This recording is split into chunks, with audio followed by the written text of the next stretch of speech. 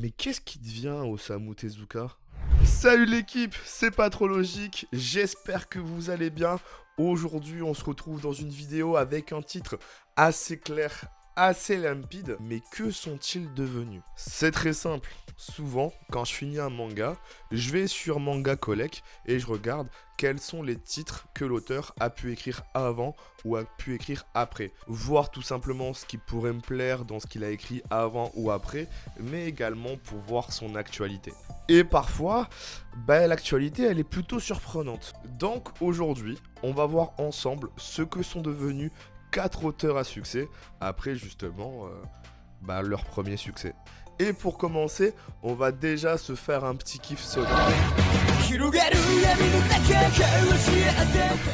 Death Note. Déjà pour les petits nouveaux, il faut que vous sachiez que Death Note est l'œuvre de 2 personnes. Tsugumi Ohba au scénario et Takeshi Obata au dessin. Tsugumi Ohba, c'est très simple, on ne sait pas qui c'est. Gros mystère sur son identité. Les seules infos qu'on a sur elle, la seule fois qu'on entend parler d'elle, c'est lorsqu'elle réalise des œuvres avec Takeshi Obata. Et quand je dis elle, ça peut être lui d'ailleurs. Ce qui nous emmène du coup à Takeshi Obata, dessinateur de Death Note. Mais qu'est-ce qu'il a fait depuis Death Note, le poteau? Déjà, il faut savoir que Death Note s'est terminé en 2006. Ouais, il a presque 20 ans. Dinguerie. Il a pas chômé le poteau, parce que depuis 2006, il a collaboré sur pas loin de 9 mangas. 9 mangas, c'est énorme, c'est gigantesque. Alors, on va pas rentrer dans le détail de tous parce que c'est juste long, mais dans l'ordre, on va les citer. En 2006, déjà pour commencer, il nous dessine Blue Dragon, qui s'est terminé en 4 tomes et qui est disponible chez Kana.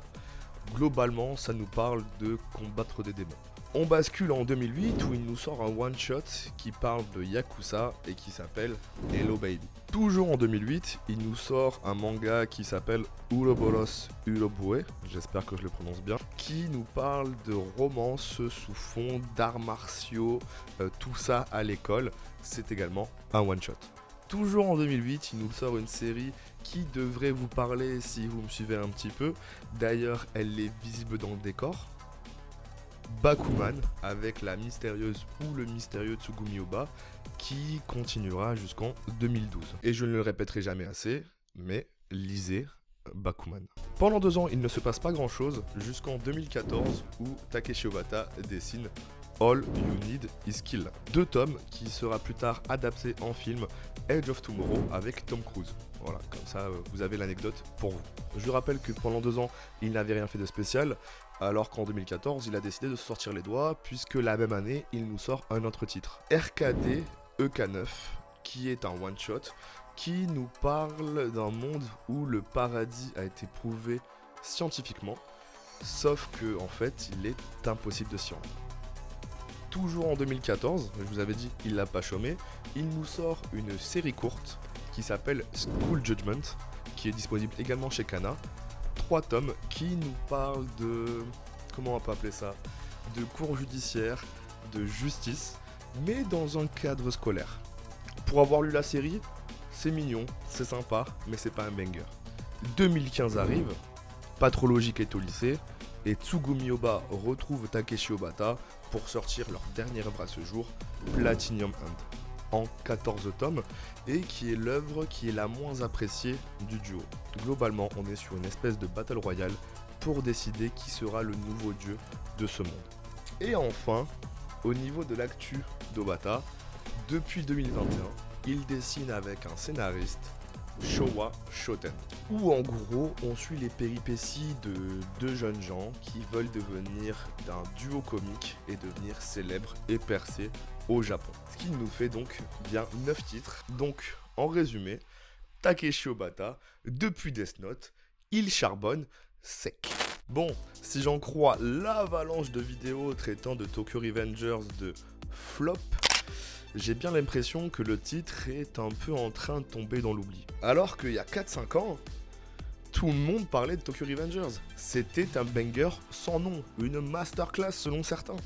Oui, les termes un peu à la mode que vous connaissez. Déjà, c'était en Furio, et un bon Furio, ce qui est super rare. Mais en plus, un bon Furio avec un délire de voyage dans le temps, mais c'était inespéré. Mais bon, les longueurs du manga, la répétitivité, une fin un peu sortie de nulle part, ça a pas mal entaché la réputation du manga depuis.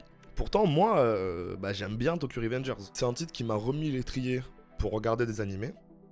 D'ailleurs, à la fin de la saison 1, je pouvais pas attendre, du coup j'ai regardé les scans, insultez-moi.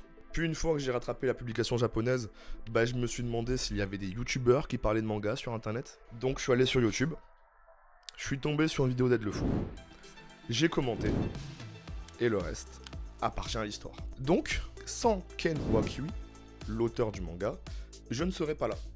Donc déjà, merci. Mais du coup, depuis la fin de Tokyo Revengers en 2022, qu'est-ce qu'il a fait le poteau? Déjà, il faut se remettre en perspective que 2022, c'était il y a moins de 3 ans. Et en général, quand un auteur a un premier succès, il y a quand même pas mal de temps qui s'écoule entre son prochain succès, si prochain succès il y a. Et pourtant, moins de 2 ans après la fin de Tokyo Revengers, donc en avril 2024, Ken Wakui nous sort une nouvelle série, Negai no Astro, en japonais, ou Astro Royal selon les traductions. Hibaru Yotsurigi est l'unique fils légitime de Kango Yotsurigi, le chef d'un puissant clan Yakuza qui a adopté 12 autres enfants. Quand est annoncée la succession du défunt patriarche, le groupe Yotsurigi fait un esclandre. Au même moment, alors qu'une pluie de météorites devait passer au-dessus de la Terre, l'une d'elles s'écrase en plein Tokyo. À son réveil, Hibaru possède un étrange pouvoir et il ne semble pas être le seul dans ce cas. Dans un Japon dévasté, où les individus semblent avoir développé des capacités extraordinaires, c'est tout l'avenir du clan Yotsurigi qui semble incertain. C'est un furio, donc évidemment le parallèle avec Tokyo Revengers est évident. Les chara-design font un parallèle aussi évident avec Tokyo Revengers, même si vu que c'est le même auteur c'est assez logique. Pourtant, on prend un virage énormément plus fantastique que dans Tokyo Revengers, qui lui au final n'avait que le voyage dans le temps comme élément surréel. Ici on a du pouvoir, de la météorite magique et des combats Dragon Ballesques, ce qui n'était pas du tout le cas pour le coup dans Tokyo Revengers. Bien que beaucoup aient crié au manque d'originalité quand l'œuvre a été annoncée, force est de constater que le manga a quand même du succès. Le premier tome relié du manga lors de sa sortie a fait plus de ventes que certaines pontes du manga déjà bien investies, comme Kaiju numéro 8, ou même Jujutsu Kaisen. Donc il faut avouer que ce bon vieux Wakyu a encore de belles heures devant lui et que le mec apparemment sait produire du succès. On s'attaque à un méga morceau. Shingeki no Kyojin, l'attaque des titans, Attack on Titan, tu l'appelles comme tu veux. Pour moi, c'est clairement un manga qui a marqué une génération, comme ça a pu être le cas avec Dragon Ball, Naruto, One Piece, et dont on parlera encore dans de nombreuses années, comme ce fut le cas pour Dragon Ball, Naruto, One Piece. Le manga a débuté en 2009 et s'est achevé en 2021. Et je m'en rappelle encore parfaitement. J'étais en alternance, et chaque midi de sortie de scan, je retrouvais mes collègues pour découvrir la suite. Oui, encore de la scan trad, bouh, méchant pas trop logique. Excusez-moi. En plus, les scans, je les lisais en anglais, parce qu'on était vraiment très impatients de découvrir la suite et qu'on voulait absolument pas se faire spoiler.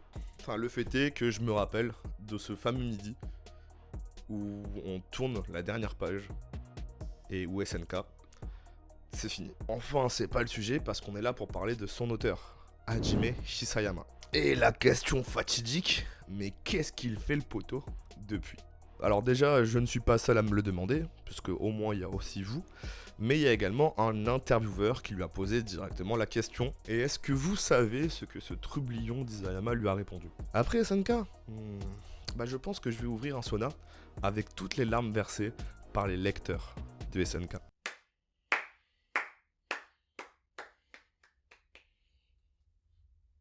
Mais quelle masterclass de réponse! Le culot personnalisé! Isayama, lorsqu'il prend l'avion, il réserve 2 places. Une pour lui et une pour son ego. Mais Isayama le GOAT! Et plus sérieusement, il faut avouer que c'est un peu le calme plat chez Isayama depuis SNK. Il s'occupe surtout de faire vivre l'héritage de Shingeki no Kyojin grâce à des artbooks par-ci par-là ou à des collaborations. A noter tout de même son passage en France en 2023 où il était l'invité d'honneur du festival d'Angoulême, ce qui a permis au public français de découvrir une exposition sur son art. Seul point vraiment notable en dehors de SNK, encore que Isayama a participé à un projet porté par Yuki Kaji, qui n'est rien d'autre que le doubleur de Eren en japonais. Et du coup, accessoirement, une star du doublage. Pour fêter les 20 ans de sa carrière, Yuki Kaji a écrit un manga s'inspirant justement de sa carrière, Soyogi Fractal. Le rapport avec Isayama, c'est Isayama qui a réalisé les storyboards du manga et certaines planches non finies. Parce qu'en fait, il y a un concours qui a eu lieu pour trouver le dessinateur qui allait faire les planches, finaliser, etc. Alors, on est très loin de la complexité de SNK, mais en même temps, on peut le comprendre. C'est déjà très rare de réaliser ne serait-ce qu'un chef-d'œuvre, mais alors plusieurs. GTO, Great Teacher Onizuka. Encore une fois, un manga qui a marqué sa génération. Connu pour son opening,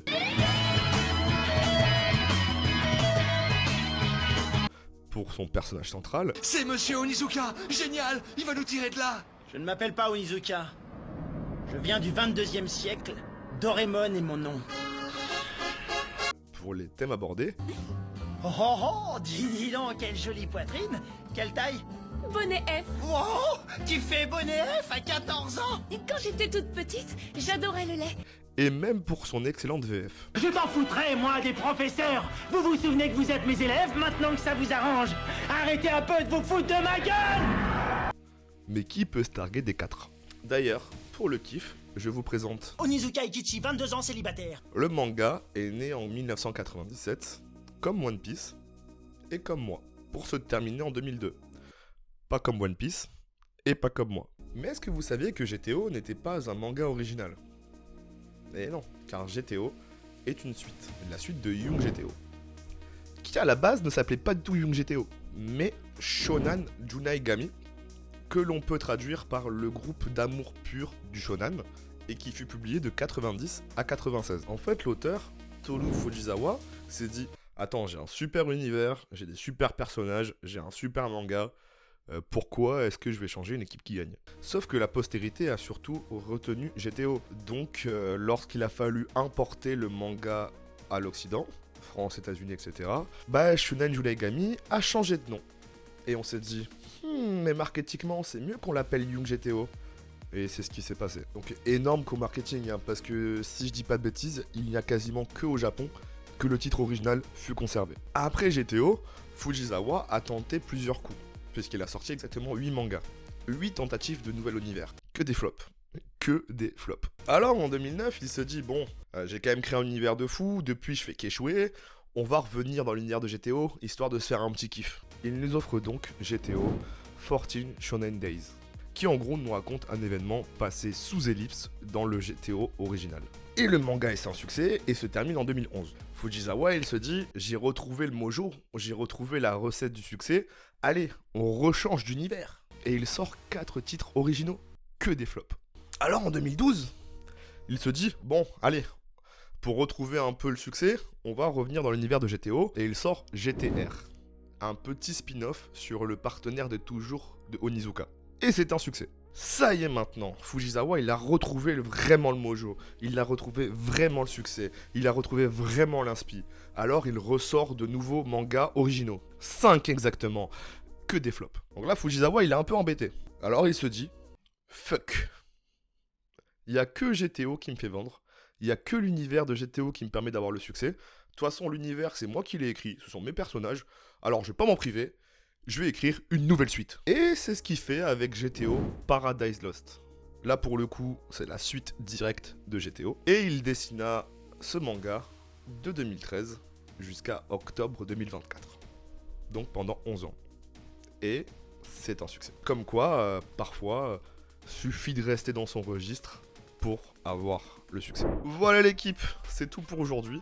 J'espère que la vidéo vous a plu. J'ai déjà en tête les noms de certains auteurs qui ont aussi eu des trajectoires dont il faut parler. Par exemple, un mangaka devenu politicien. Est-ce que ça vous parle? Peut-être dans l'épisode 2. Si la vidéo vous a plu, n'hésitez pas à lâcher un like. Écrire en commentaire si vous avez quelque chose à dire. Par exemple, savoir ce qui est devenu un certain mangaka. Vous abonner pour voir la suite. C'était pas trop logique. Salut l'équipe. Voilà.